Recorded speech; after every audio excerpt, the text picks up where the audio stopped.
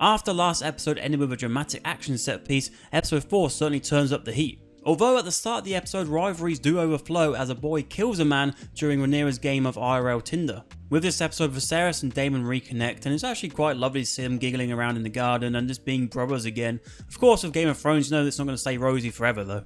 And then what was teased in the opening episode in regards to Daemon and Rhaenyra's connection finally comes to fruition. I love that Daemon left Rhaenyra instructions of how to get to the secret passageway, and then with that she has to decide whether she wants to see what lies beneath. And just in general, I find it fascinating with castles having like secret tunnels and secret passageways because, you know, they're so well defended, yet there's so many little holes all over the place. So, you know, it's quite fitting really. As Daemon takes Rhaenyra to see the nightlife, she gets mistaken for a boy, and you can see that enjoyment on her face because it must be one of the first times she's ever been looked over as a royal and just seen as a normal person and not had that attention on her for once. Later on, Daemon leads Rhaenyra into the brothel, and there's some great build up here, and also yet again you can see that Rhaenyra's face tells a lot of the story here because she's smiling, she's discovering that the world doesn't have to be so black and white and it doesn't have to be so restricted. And from that excitement she might as well sing a whole new world.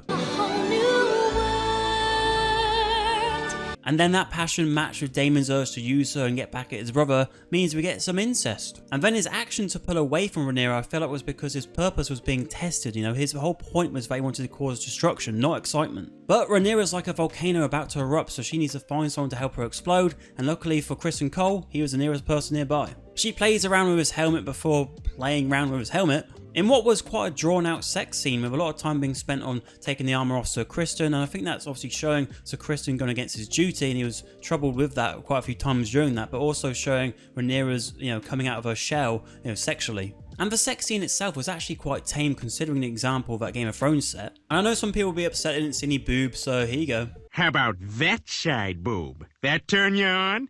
Well, it shouldn't, cause that's my side boob. But in all seriousness, something I did notice from the scene is that with the camera angles they're using, it looked like someone could be watching them, and I wouldn't be surprised with all the little birds going around. Speaking of the little birds, we've seen that Otto Hightower has got a few of his own. He tells King Viserys about Daemon and Rhaenyra, and I love Viserys' reaction that he just wants him to stop beating around the bush and tell him straight for once. Alicent overhears this conversation and talks to Rhaenyra to try and uncover the truth. And Alicent is someone I mentioned in my episode 3 video about actually becoming a real person as the episodes go on, because currently she's just an item and could basically just be a blow-up doll for Viserys. Because as we see earlier in the episode when she's lying there taking it from Viserys, there's actually vermin above the bed, so it really does signify that Viserys is rotting from the outside, but also the partnership itself is rotten. And also earlier in the episode, Alicent expressed her loneliness to Rhaenyra, so to see Rhaenyra actually go out and be free and really go against her duty must make her feel even more secluded. The phrase "don't shoot the messenger" doesn't really go down well in Westeros, so unfortunately for Otto, he gets relieved of his duties. In the scene when Viserys confronts Daemon about the whole Rhaenyra situation, I think the actor Paddy Considine puts it the best way possible by saying the dragon really comes out in Viserys.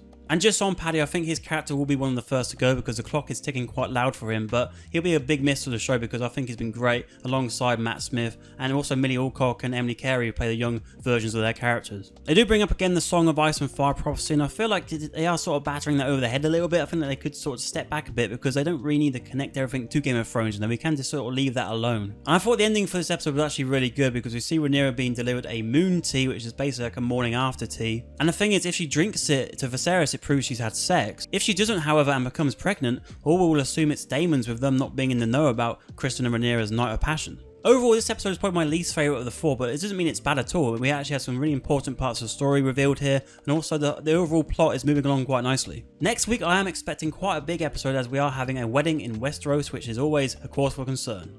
The Lannisters send their regards.